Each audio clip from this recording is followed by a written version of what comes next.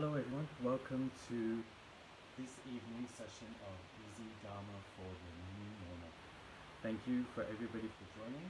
Let me just see who is online today. I think we just started off, and since we're just online, there aren't that many people on, so I will wait a little while before I actually start today's topic. So before I start today's topic, a little bit of an explanation about what we're going to be doing. We're going to be continuing on with a reading of Introduction to Buddhism by Geshe Kelsang. And this was a book that Pastor David originally started reading and sharing with all of you on Tuesday evenings, but we've done a bit of a switch around. So Pastor David is taking my slot on a Saturday, and so I've taken over the reading of Introduction to Buddhism.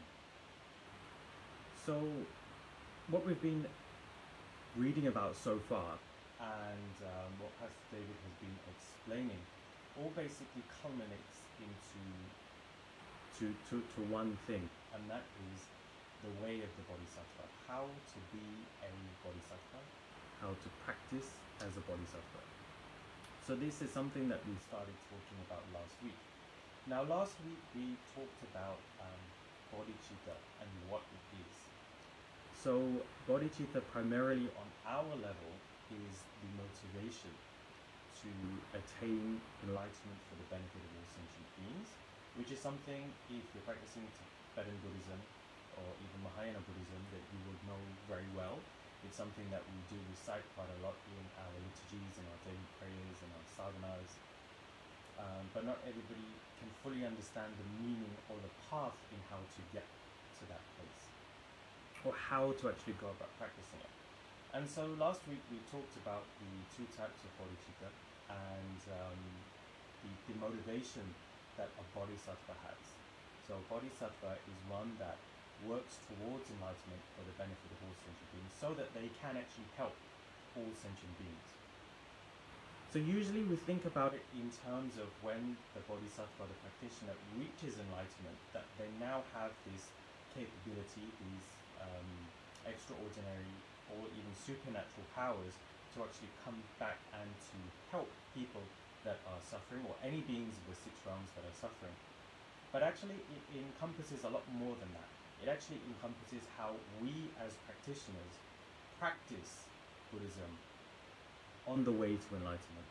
And through our practice on the way there, we benefit as many beings as possible. So I see we have quite a few people online. Martin is online. Good evening. Pinhole. Mr. Lam. Esther Go, Jacinta, Karen, Sharon, Pastor David, and Gillian Lin. I think people are saying that the sound is a bit low, is it? Okay, so I'm going to...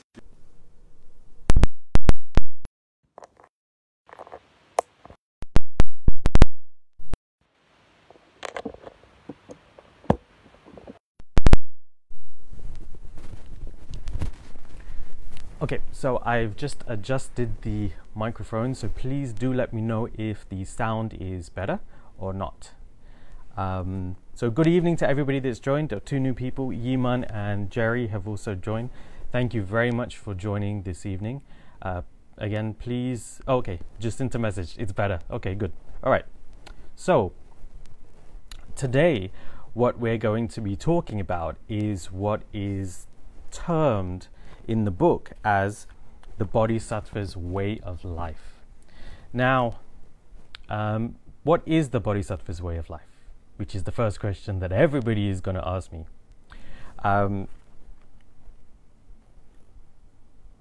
The Bodhisattva's way of life is basically the practice of the six perfections. And this is something that I'm sure many of you, seeing who's online, many of you have already heard about the six perfections before, and maybe read about the six perfections. It was also a topic that I covered in Easy Dharma for Difficult Times, which we started at the beginning of the MCO here in Malaysia many months ago. So this is going to be a revision topic for some of you, and for some of you here, it might be the first time you're hearing about it. So, okay, it looks like the sound is much better. Okay, so good. Technical hitch out the way. Okay. So I'm just going to read the first paragraph. We engage in the Bodhisattva's way of life by practicing the 6 perfections, the perfections of giving, moral discipline, patience, effort, mental stabilization, and wisdom. These are the actual path to Buddhahood. If we wish to become enlightened but do not practice the 6 perfections, we are like someone who wants to go somewhere but does not actually set out on the journey. Bodhisattvas have 2 main tasks: to benefit others right now and to attain full enlightenment to be able to benefit all living beings in the future. Both tasks are accomplished with the practice of the 6 perfections. The 6 perfections will now be explained in detail. So as Geshe Kelsang actually points out, when we're practicing Buddhism, and especially the Mahayana path, and especially the path of the Bodhisattva, which as Tibetan Buddhists belonging to the Gelug tradition of Tibetan Buddhism, we should all be practicing the Bodhisattva path, or aspiring to practice, or learning about it, and then trying to put as much into practice as possible. So last week we were talking about bodhicitta, and the way Geshe Kelsang Gyatso explained it, it is more in the terms of motivation. What motivates you for your spiritual path? What motivates you to become enlightened? And how to actually build upon that motivation over time. So it's a compassionate motivation to help everybody, to help all sentient beings. So here, we now come to the actual practice, putting it into practice. And it said that if you don't put it into practice, if you don't put these 6 perfections into practice, then it's like you want to go somewhere, but not actually setting out to get there. You're just sitting there and you're thinking, oh, I want to go there, and I want to get over there. That is my final goal. That is my destination. But you don't actually get up. You don't actually get up, put your shoes on, walk out the door and go there. So when you're practicing the 6 perfections, this is what you're actually doing. You're actually putting your shoes on, you're putting your jacket on if it's cold outside, you're getting up, you're opening the front door, and you're walking out. You're walking out and along the path, and then you arrive at your destination, which is enlightenment. So we're going to start with the 6 perfections, and the first perfection that we go through, the first perfection that is explained, is not that it's in stages. All of these perfections are actually practiced simultaneously. They're practiced together. So the first 2, for example, is the perfection of giving and the perfection of moral discipline. So it's not saying that just because giving comes first in the list, this doesn't actually mean that you have to practice only giving first, and then once you've perfected the art of generosity, that you move on to moral discipline. This is not what the list is about. The list is basically saying that these are the 6 things that you need to practice, and you should be practicing them simultaneously, to the best of your ability, to actually help other people. Not just yourself. You will see actually that it helps yourself and it also helps other people. So the first perfection that we get to is the perfection of giving, or generosity. Now, before we go into it, I am going to make this session a little bit more interactive. So I see that there are around 19 people who are online today, and a lot of you have already said hello to me, so I know who you are. So I want to ask you a question. We all know that giving is a big part of spiritual practice. So one question that I want to ask all of you, which we'll discuss after I finish the topic on giving, is how do you practice giving in your spiritual path? So if you can, please type out a comment about how you practice giving in your spiritual path. Not only that, I'd like you to give me one example of how you practiced giving or generosity today. So there's two things. The first is, how do you yourself personally practice giving on your spiritual journey? And the second is, give a specific example of how you were generous or giving today. Okay? So while you type out your answers, I am going to read the section on giving from the book. So, giving is a virtuous mental intention to give, or a bodily or verbal action of giving, okay, that is motivated by a virtuous state of mind. Giving practiced with bodhicitta motivation is the perfection of giving. So this needs a little bit of clarification. Sorry, I'm slurring my words again today. So, giving is a virtuous a mental intention to give, which means that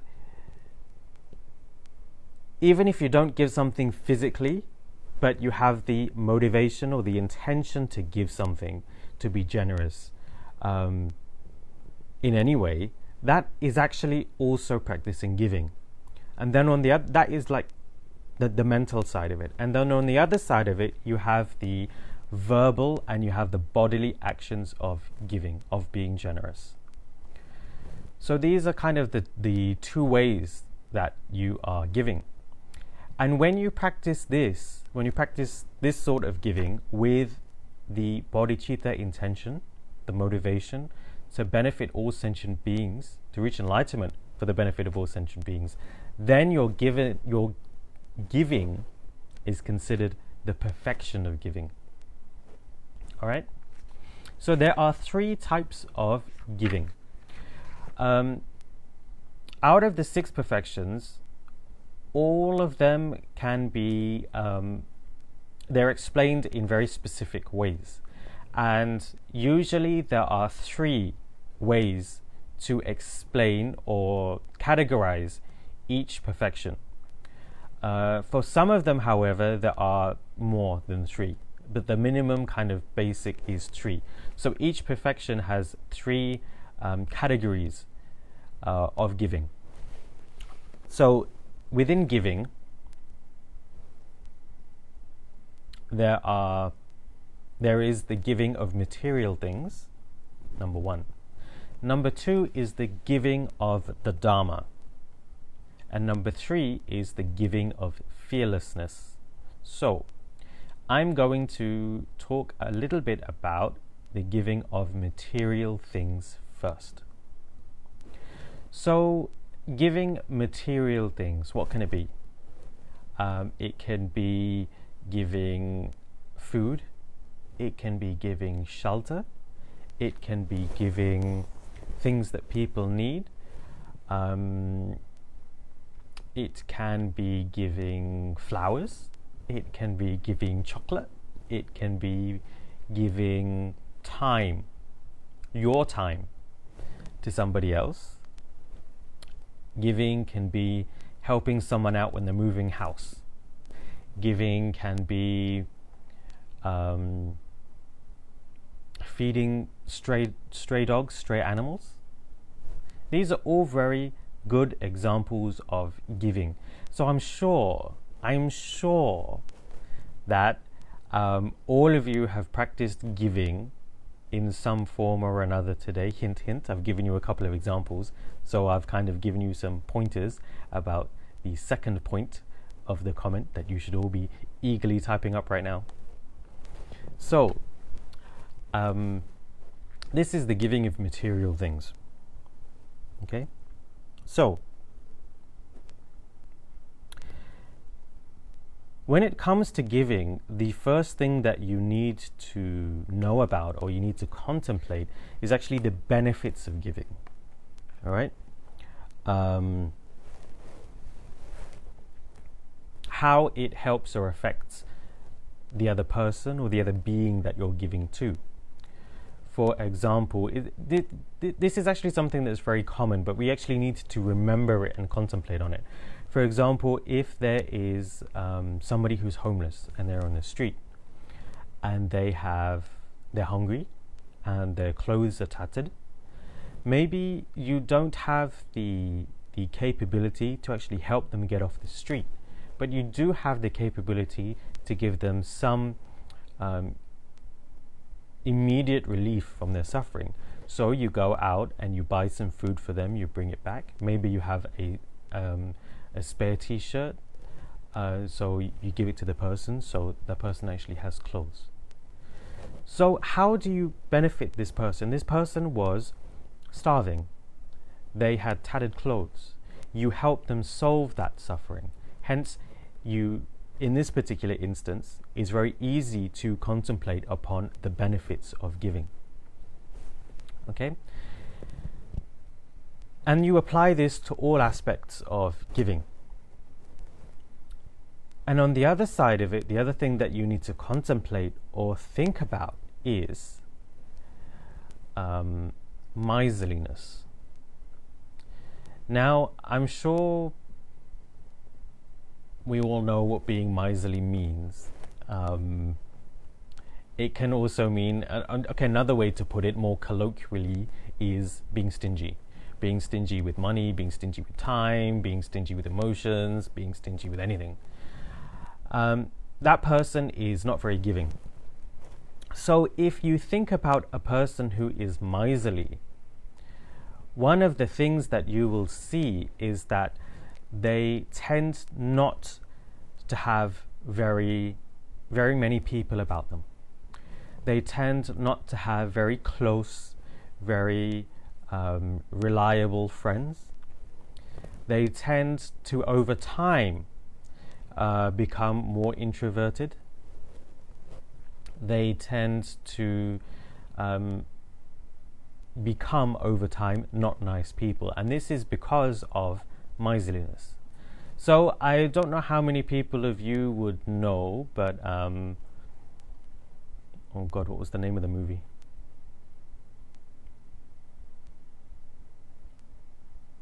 Scrooge. Does anybody remember the movie or the story of Scrooge? He was a very, very miserly man, and this is a Western movie book, and he was a very, very miserly person. He kept all his wealth to himself, even though there was so much poverty around him. He didn't really help anybody, and he was always portrayed as, at the beginning, as a very, very miserly, very, very hard to deal with, emotionless person. That is kind of the example of what miserliness will actually do to you over time. So you need to contemplate on the benefits, the disadvantages of being somebody who is miserly. That's from a practical aspect of it. But if you think about it from a spiritual aspect of it, miserliness actually leads to poverty. And it could lead to poverty in our current lifetime or in future lifetimes. And because it creates the karmic result of not having material things. That's how it leads to poverty. And on the other hand, giving, being generous, whether materially, whether emotionally, whether with your time, is something that actually leads you to having actually everything that you need to survive in the future. For example, materially. For example, having people around you that can help you when you're going through difficult situations, etc., etc. Okay? So, I'd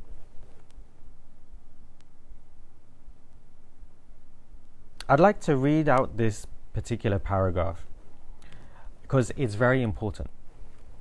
There is no point in clinging to our possessions, For wealth acquires meaning only when it is given away or used to benefit others. Since without any choice we will have to part with all our possessions when we die, it is better to part with them now and thereby derive some benefit from having owned them. Moreover, if at the time of our death we have strong attachment to our possessions, this will prevent us from having a peaceful death and may prevent us from taking a fortunate rebirth. So here,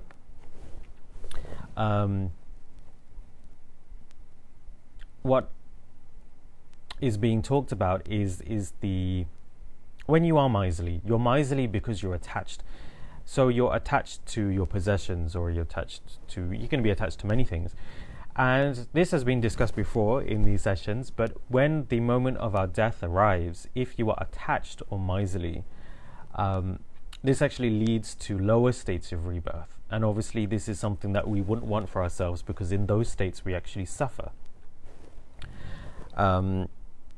Secondly is, if we actually contemplate on our mortality, and I'm sorry to say that all of us at one point will have to pass away from this life, and at that point it won't matter how much we have in our bank account, it won't matter how many cars we have, it won't matter how big our house is, or what we have acquired and hoarded or been miserly with over the years, because at the point of death you're going to have to leave it all behind anyway. So since you are going to have to leave it all behind, why don't you make the most of it? Make the most of what you have. And the way of making the most of what you have is actually by using it for the benefit of others and helping them out of their suffering that they may be going through. All right? Okay, before we can actually, you know what I'm going to do? I'm going to continue this and then go over everybody's comments. All right, I see a lot of people have been commenting, and thank you very much for participating today, and I will get to those comments. So like I said, we should be giving away material things, and it is not a type of giving that means that if we get 100 ringgit and we only have 100 ringgit, you give it away straight and you don't keep any of it for yourself, and then you go hungry and then you don't have any food. Okay, that isn't what the perfection of giving is about. The perfection of giving is about giving material, especially this, giving material things when the time is right. Okay? When it doesn't cause any harm to our spiritual practice, and also when it benefits another person. It benefits the person you're giving it to. So, I already kind of briefly mentioned that it doesn't harm our spiritual practice. So if you've got 100 ringgit, for example, and that's all you've got, and that you know to eat 3 meals a day for the next 2 days, say, you need, 20 ringgit. So you know that you need 20 ringgit today, you need 20 ringgit the day after, that's 40 ringgit in total. The day after that, maybe you'll get some more money in. So you have 40 ringgit for food, and you have 100 ringgit in your hand. So you know that you've got around 60 ringgit spare. You could use that to, go out and splurge on more meals. You can, spend that, on what? Going out and buying a new t-shirt or a new pair of jeans or something.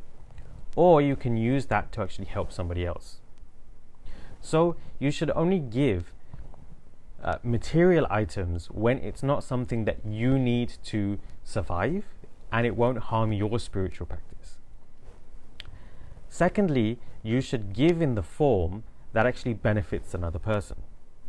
For example, if you have a friend and this friend is just very broad example, you have a friend who is maybe somebody who likes gambling, but he's gambled all his money away, so he doesn't have enough money to eat today. So you wouldn't give him the 60 ringgit for him to go and get food, because of being a gambler, this person might actually gamble it all away. Instead, you would actually use the 60 ringgit to go and buy food and give to him. In this manner, you have turned the act of giving into something that is beneficial for that person. One thing that we also need to understand is you don't give things that can be damaging to another person. For example, if I did give that 60 ringgit to that person who has a gambling problem, this is going to actually not benefit him. It's actually going to be worse for him, because he's going to take that and gamble it all away, and then he still won't have enough money to feed himself for that day. Okay, I hope that example makes sense. Okay. There's another paragraph that is very, very important for us to think about, actually. So I'll read it out. We should mentally dedicate all our possessions to others, but we should physically give them away only when it is most suitable to do so. This skillful way of thinking is, in itself, a form of giving. For example, charitable organizations do not immediately give away everything that is donated to them, but keep a certain amount in reserve for when it is needed most. Even so, while they are holding on to the money, they do not consider it to be their own. They simply think that they are looking after it for others until a need arises. If we view all our possessions in a similar way, we will be practicing giving all the time. So here we see that mentally, everything that we own, everything that we have materially, we should actually dedicate to others. We should think of it as being for others. This doesn't mean that we give it away immediately. This means we keep what we have until the right opportunity arises, and in a situation where somebody will benefit, and then we practice the giving of material things. Okay. So the next part of this is the amount of merit that we accumulate from giving of material things doesn't depend on the value of that item. So some people think if they give 1,000 ringgit to charity, for example, any charity, that they accumulate a lot of merit. Compared to someone who gives 100 ringgit, they don't collect as much merit because they only donated a little bit of money to charity. And this is actually an incorrect way of thinking. Okay?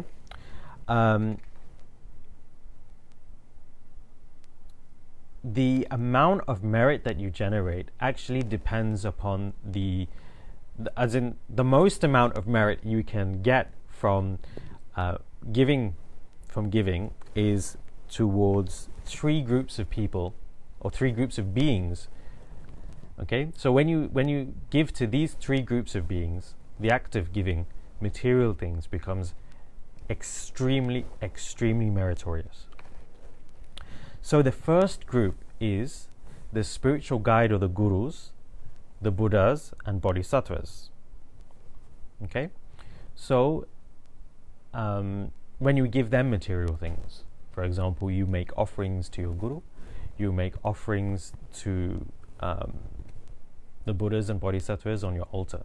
This generates a very, very strong amount of merit.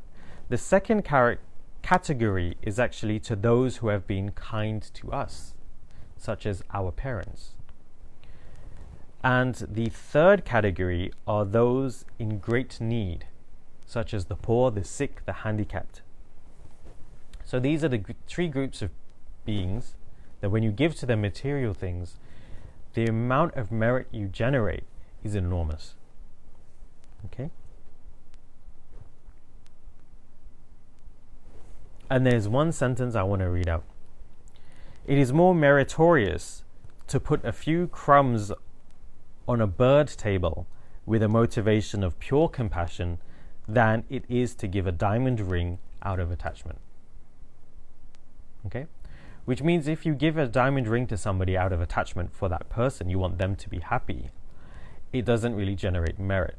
But if you have a pure motivation and a bodhicitta motivation, and you feed just a few crumbs to some birds, that itself generates a tremendous amount of merit. So that's enough for me blabbling on about the giving of material things. So I want to go over your comments. All right. Let's see. Okay, Jacinta says, 1.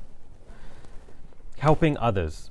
Give food, financial support, share Dharma through social media, giving moral support, and many more. Yes, these are all perfect examples of how to practice giving in your spiritual path, and they're very good.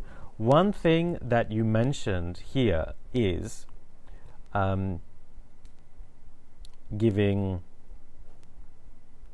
sharing the Dharma through social media. Now, that actually will fall under the second category of giving, which I will talk about, but it's after this. But it's very good that you mentioned it. Okay? Mr. Lam says, I've ordered a copy of the 108 Ways to Grab My Apples too to be given to a colleague. That's very good. Okay? Because this is again a way of sharing the Dharma, of giving the Dharma to others.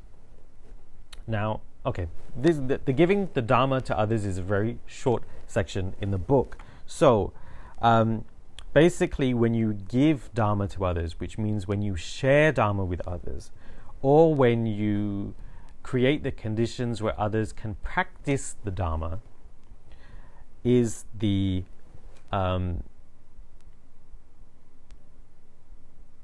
is giving the Dharma.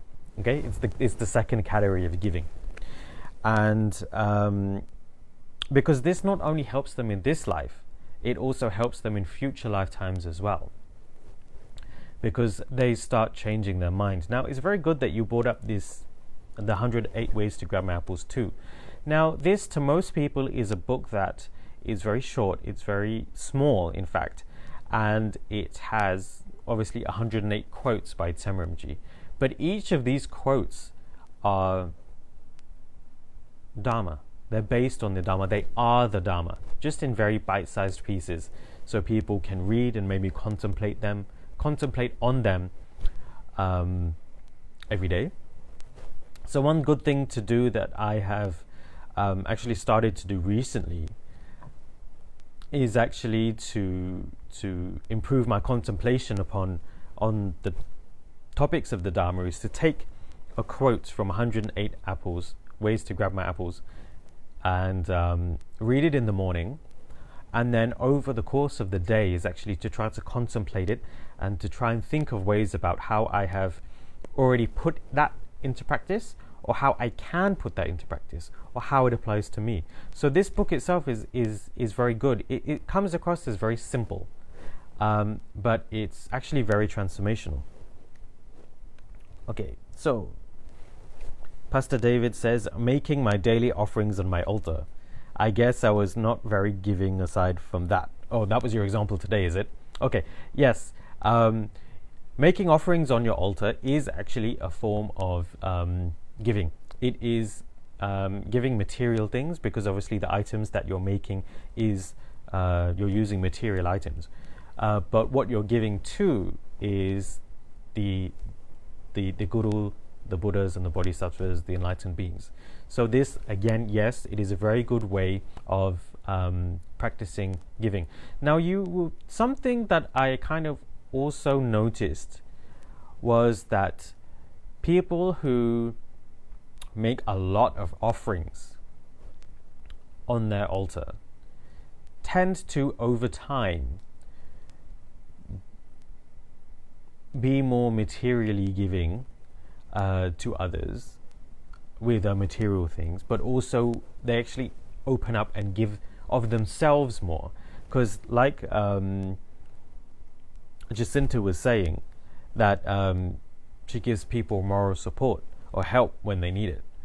This is something that I kind of have seen a little bit over time by the people I know that are practicing the Dharma, like people here in Kechara Forest Retreat, or even among our members.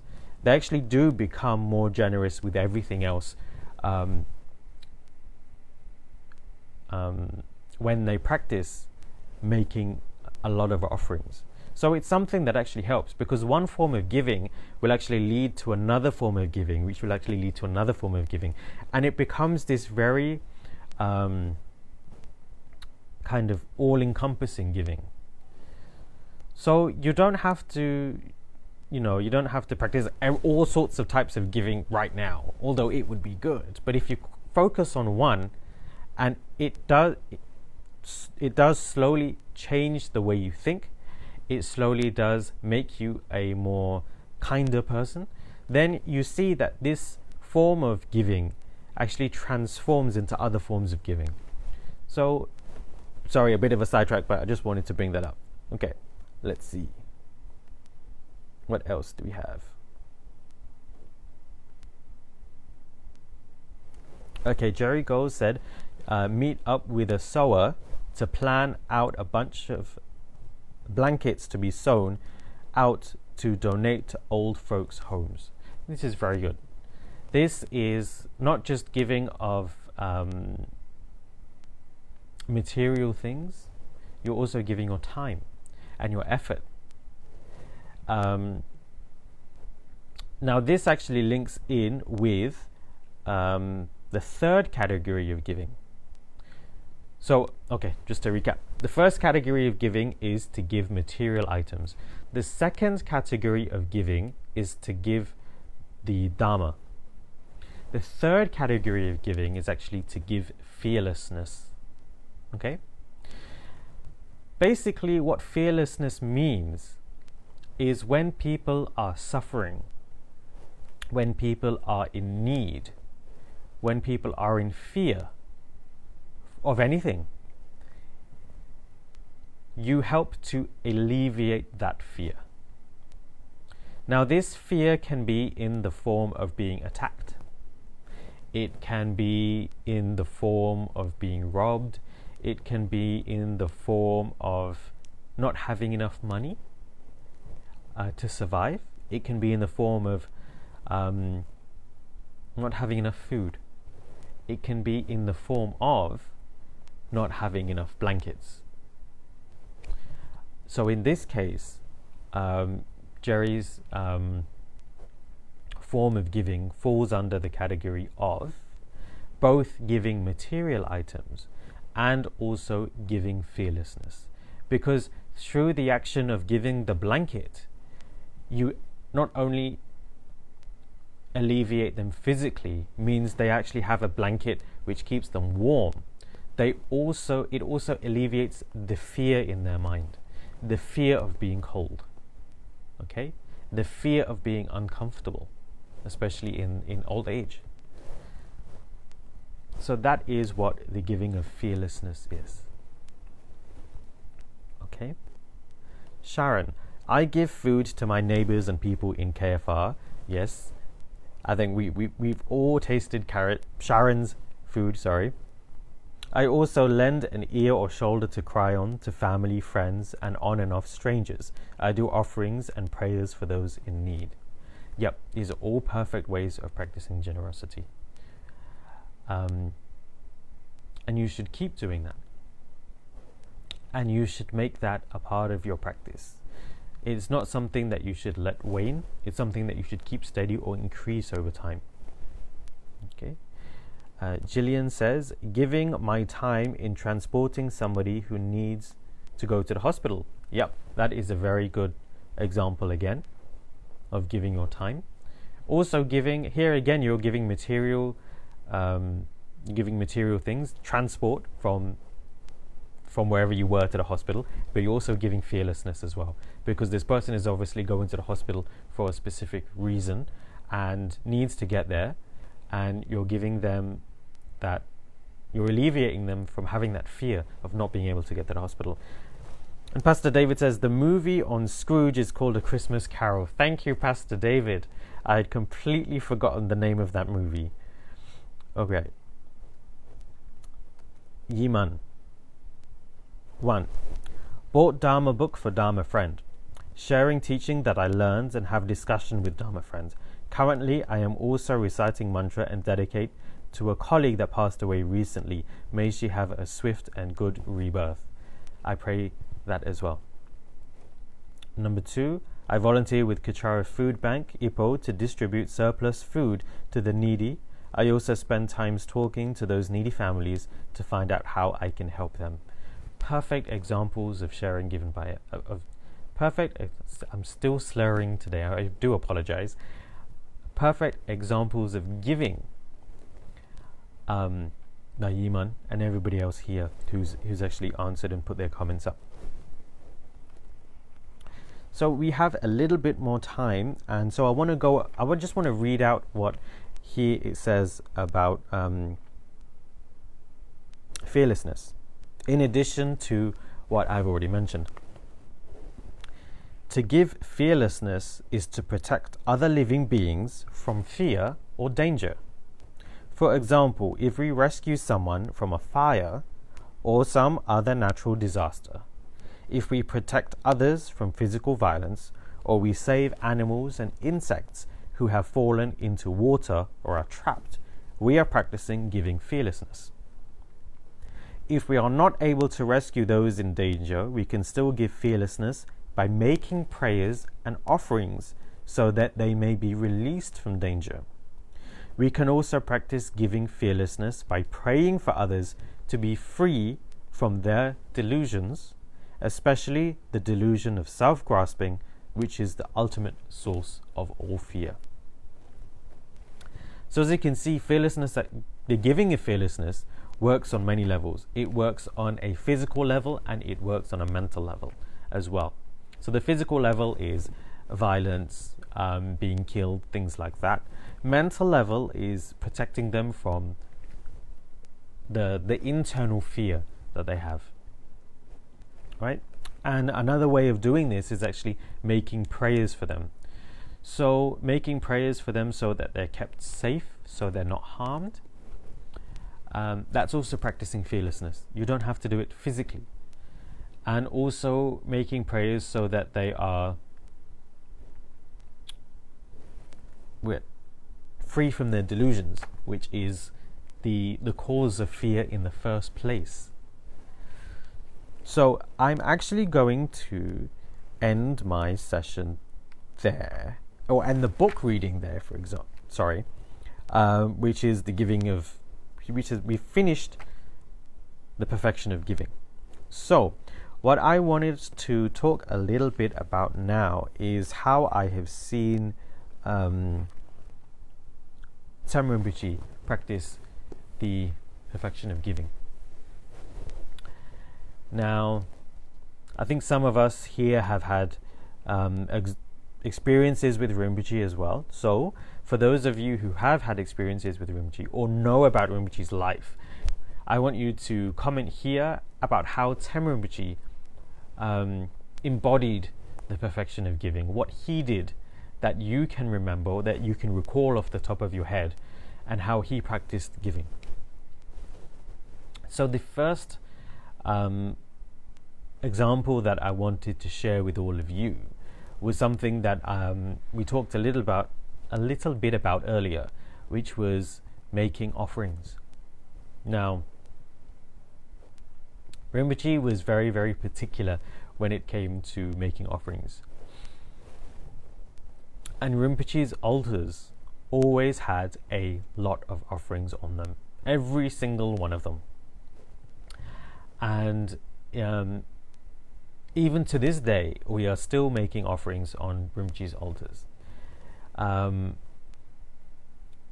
All sorts of offerings, mainly water offerings, but you have offerings of medicine, you have sensory offerings, you have flowers, candles, lights, you name, incense, everything.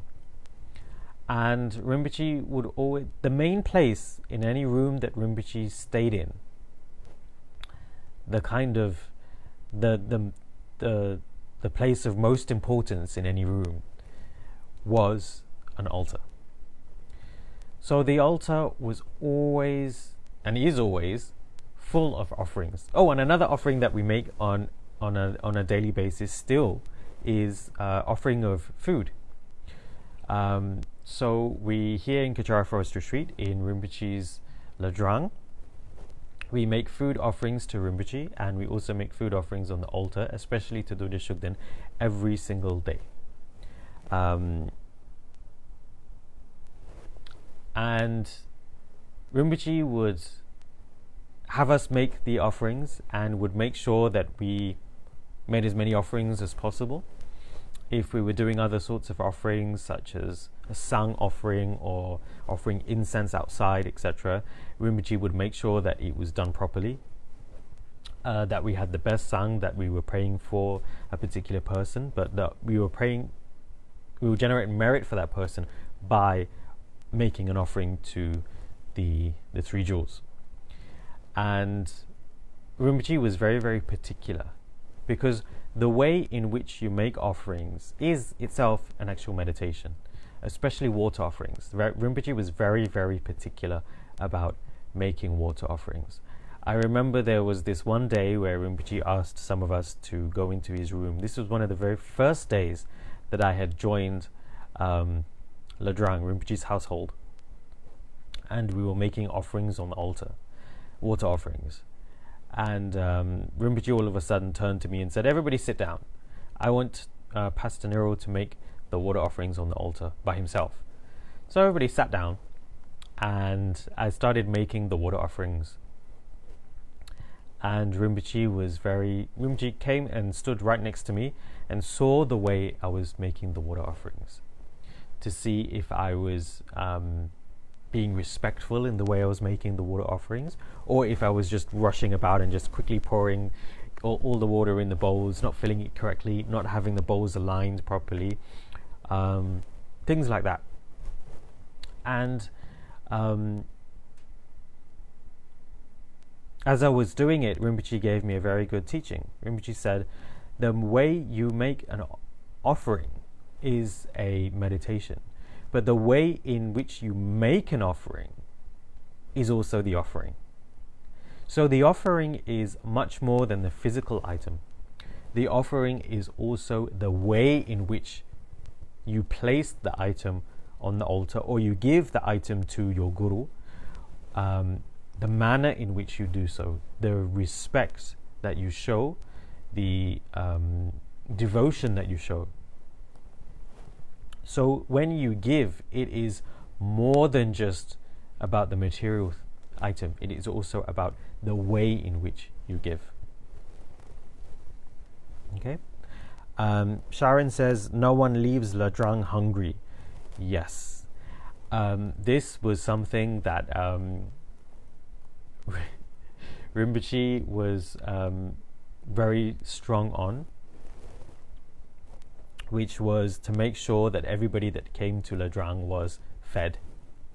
And at certain times, Rinpoche would mobilize the entire Ladrang to cook for people, and to provide them with food.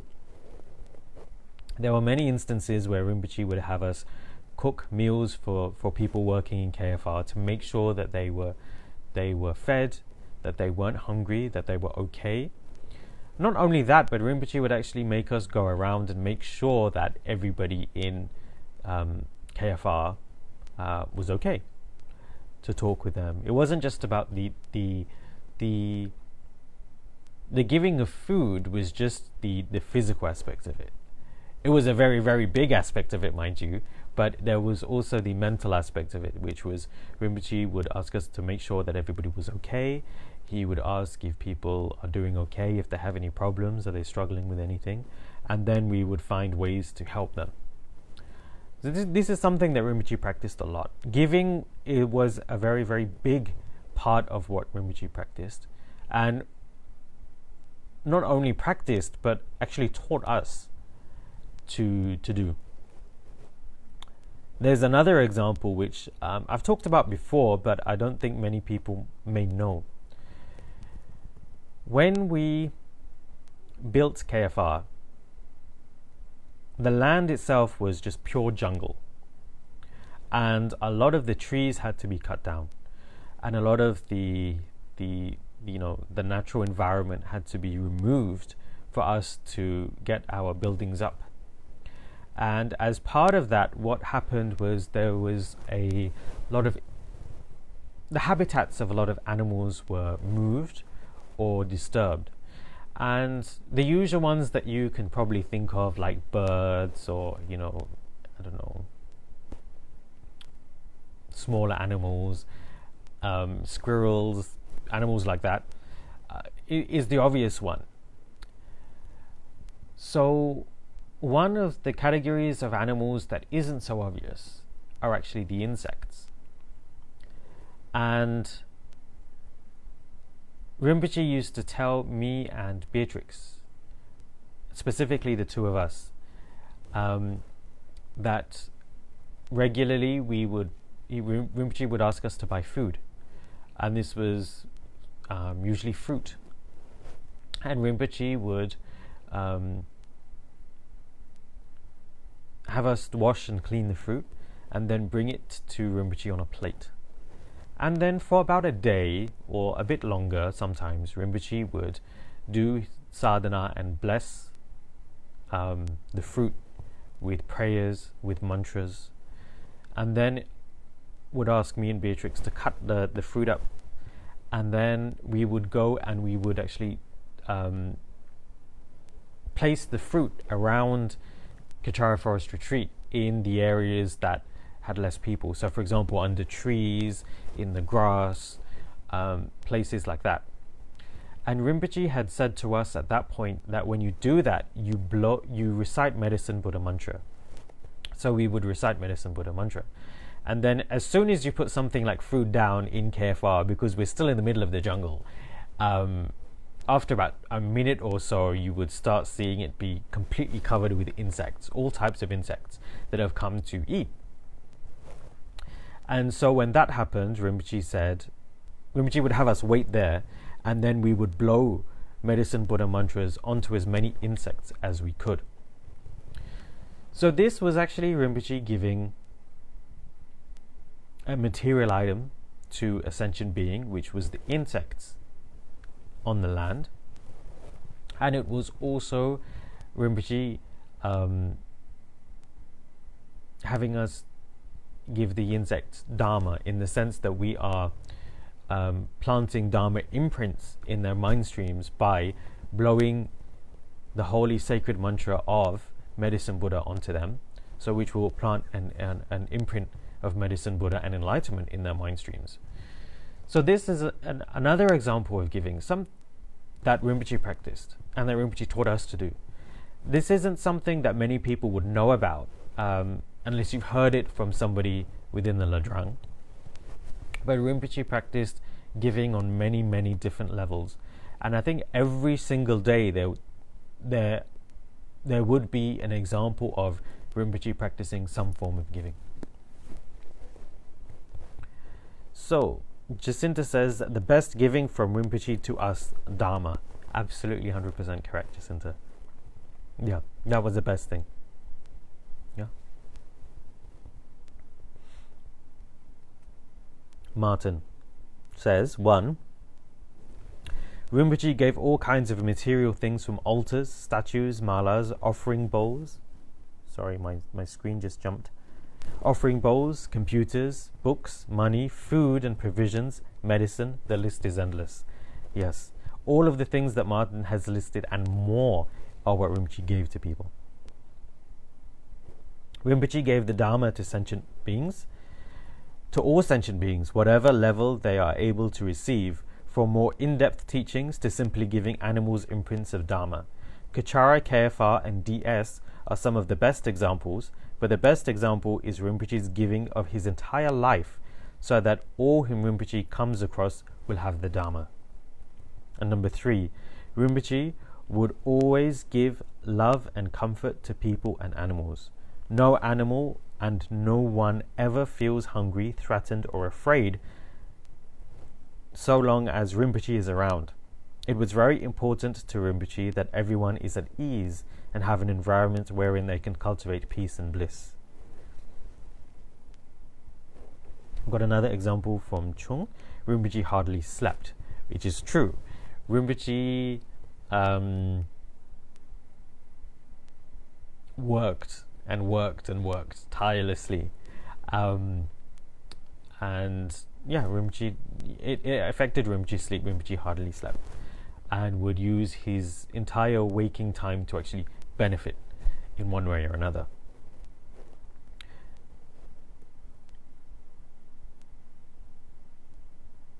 Rinpoche had once mentioned that the bathroom was a good place to think, envision and plan. I would say that even the bathroom was not a place where the thought of helping others stopped. It's true. It's true. It's a bit comedic, but it is absolutely true. Even when Rinpoche was in the bathroom, Rinpoche was always thinking of ways to benefit people or beings. Yeah. So I don't see any more comments or examples. So things that everybody here has shared are all very, very good ways of giving. Now, usually when we talk about giving, it can get a little bit vague about what we can do, but it seems when I'm talking about it with all of you, and when we're discussing giving, all of you have given so many examples here. You've given so many examples of what you can do or what you already are doing. And this is great. This is perfect. This is the perfection of giving. And one thing that I would like to remind everybody is that when you are doing it, don't do it mindlessly. Don't do it without the thought of benefiting, without the bodhicitta motivation.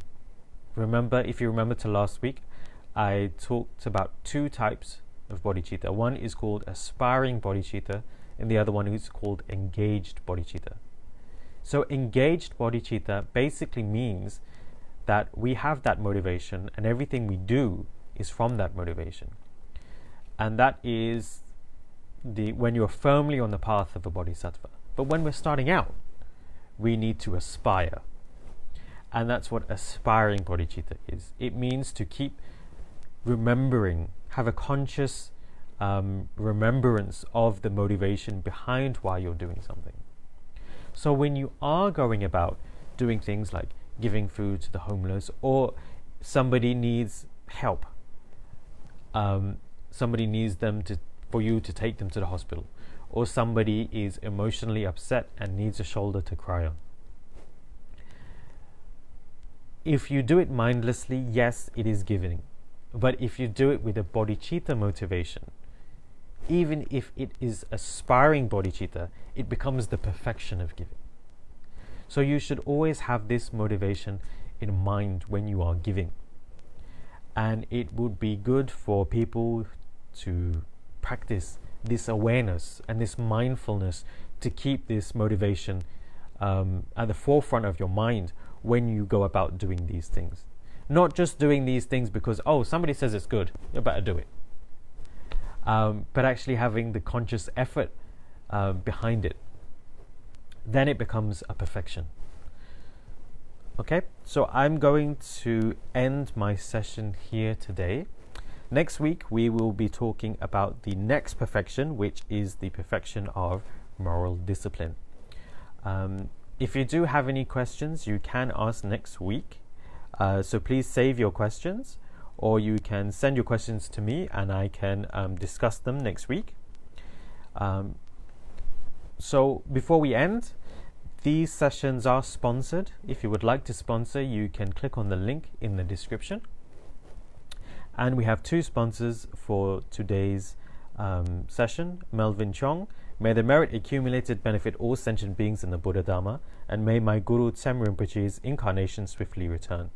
And the second sponsor is Anonymous: May Buddha's teachings spread into all directions and flourish forevermore.